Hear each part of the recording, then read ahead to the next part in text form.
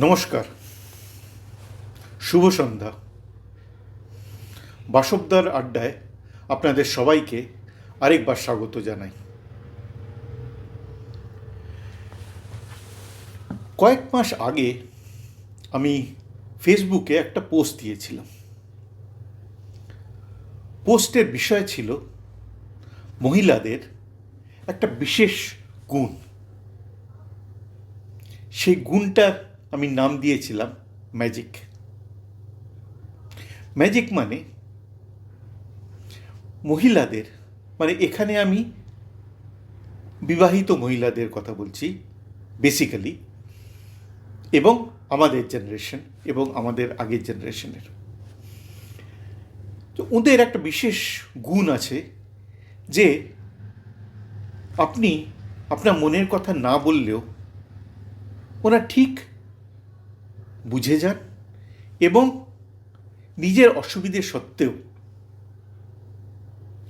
ওই ইচ্ছেটা পূরণ করার চেষ্টা করেন। এটা যে একটা কত বড় গুণ সেটা হয়তো ওরা নিজেরাও বোঝেন না, আমরাও অনেক সময় অ্যাপ্রিসিয়েট করি না।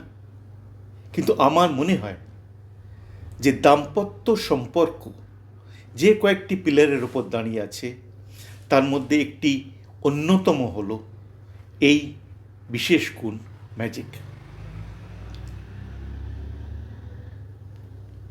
বেলা শেষের ছবিটা দেখেছেন তো আপনারা? ছবিটার একবারে শেষের দিকে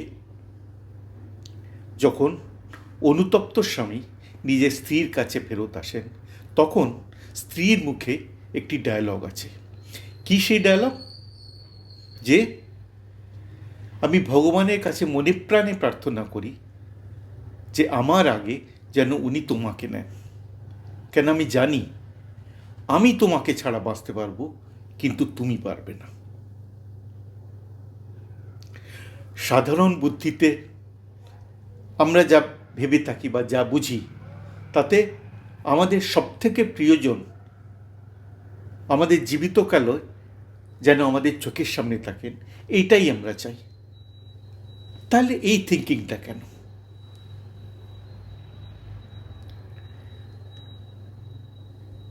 এরকম বহুত এক্সাম্পল দেখা গেছে যে বয়সকালে স্ত্রী চলে যাওয়ায় স্বামী মেন্টালি অ্যান্ড ফিজিক্যালি একেবারে শ্যাটার্ড হয়ে গেছেন।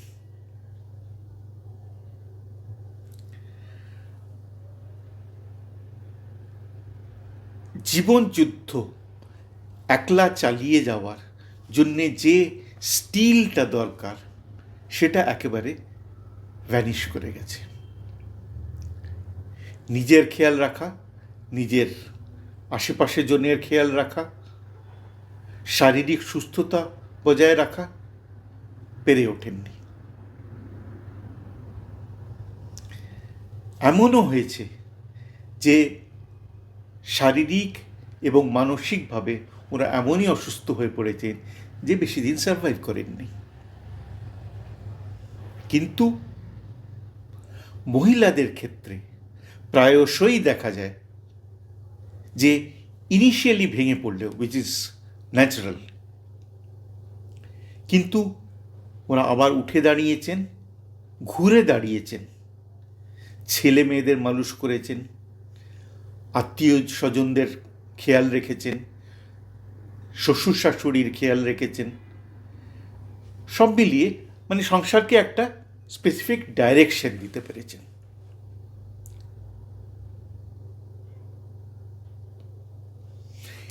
এসব দেখে কি মনে হয়? যে আমরা যে একটা মিথ তৈরি করে রেখেছি যে পুরুষরা স্ট্রং, মহিলারা উইক, সেটা কিন্তু ঠিক সত্যি নয়।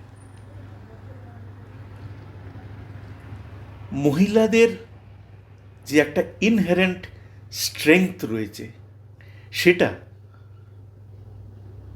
রাদার আই উড সে, মহিলাদের অ্যাডভার্সিটির সঙ্গে লড়াই করার যে ইনার স্ট্রেংথটা রয়েছে সেটা পুরুষদের থেকে অনেক অনেক বেশি।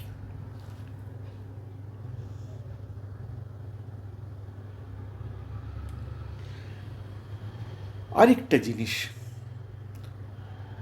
মহিলাদের লিডারশিপ এবং ডিসিশন মেকিং,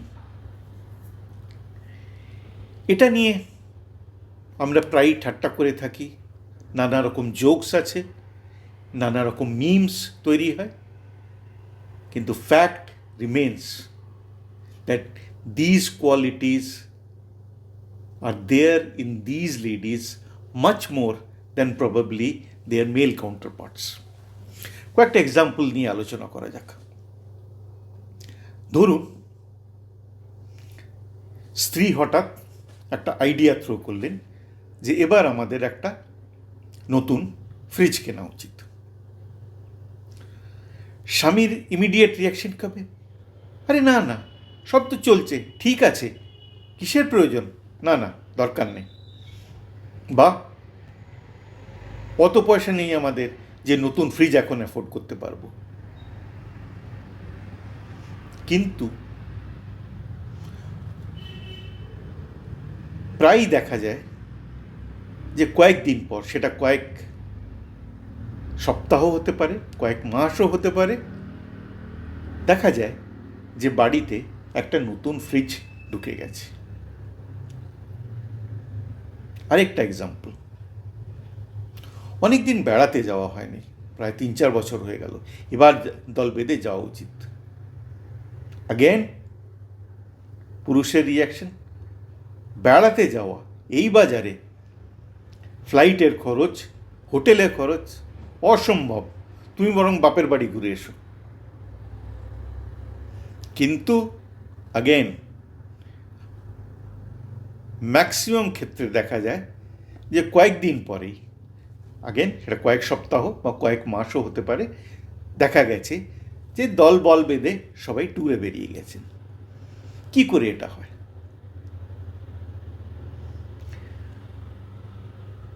মহিলারা একবার যখন একটা আইডিয়া থ্রো করেন, সেটা আইডিয়াটা আসে কোত্থেকে? Because they have the vision, they have the vision for the requirements for betterment, এইটা প্রয়োজন। And once you have a vision, তখন কি হয়, সেইটা পূর্ণ করার জন্যে নোয়িংলি আর আননোয়িংলি সবাই লেগে পড়ে। ফলটা কি হয়? That vision becomes your aim and সাফল্য আসবেই।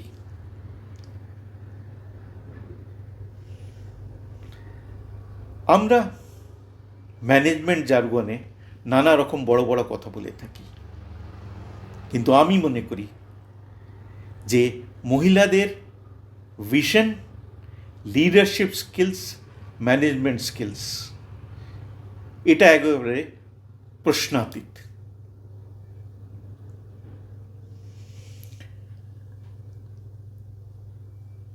ওদের যে এই ক্যাপাসিটিটা, এটা নিয়ে হয়তো খুব রিসার্চ বা পড়াশোনা হয়নি, কিন্তু time has come for that. এটা কি সত্যি নয় যে যে পুরুষ, যাকে বলা হয়ে থাকে সংসারের মুখ, তার যে বাইরে সাফল্য, তার সাকসেস, সেটাও বহুলাংশে স্ত্রীর কন্ট্রিবিউশনের উপর ডিপেন্ডেন্ট নয়? আমি তো তাই মনে করি। আমাদের যুগে, আবার বলছি, আমি আমাদের যুগ বলতে বোঝাচ্ছি আমার জেনারেশন, আমার বাবা মা জেনারেশন, নতুনদের সমস্ত ব্যাপারটা অন্যরকম, সেই জন্যে আজ আমার আলোচনার থেকে ওদের আলাদাই রাখবো। তো এই দুটো জেনারেশনের জন্য অন্তত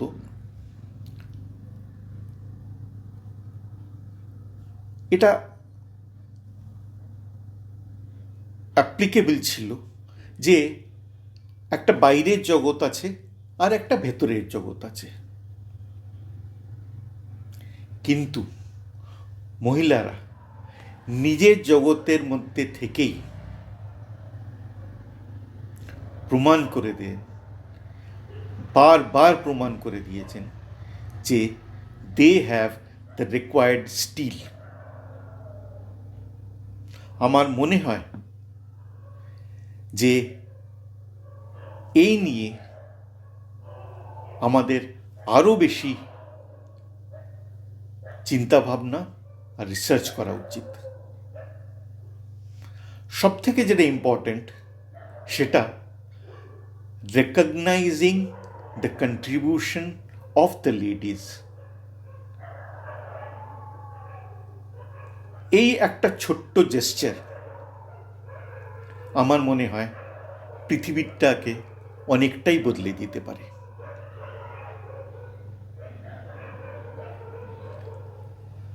আমার এই বক্তব্যটা সবাই হয়তো একমত নাও হতে পারে, নিশ্চয়ই তাই। আপনাদের সবারই মতামত জানতে আমি আগ্রহী। ইউটিউবে কমেন্ট করবেন, বাসবধারা আড্ডা নামে ফেসবুক পেজে কমেন্ট করবেন। আপনাদের কমেন্টসের এবং আপনাদের আলোচনার অপেক্ষায় রইলাম। টিল দ্য নেক্সট আড্ডা, নমস্কার।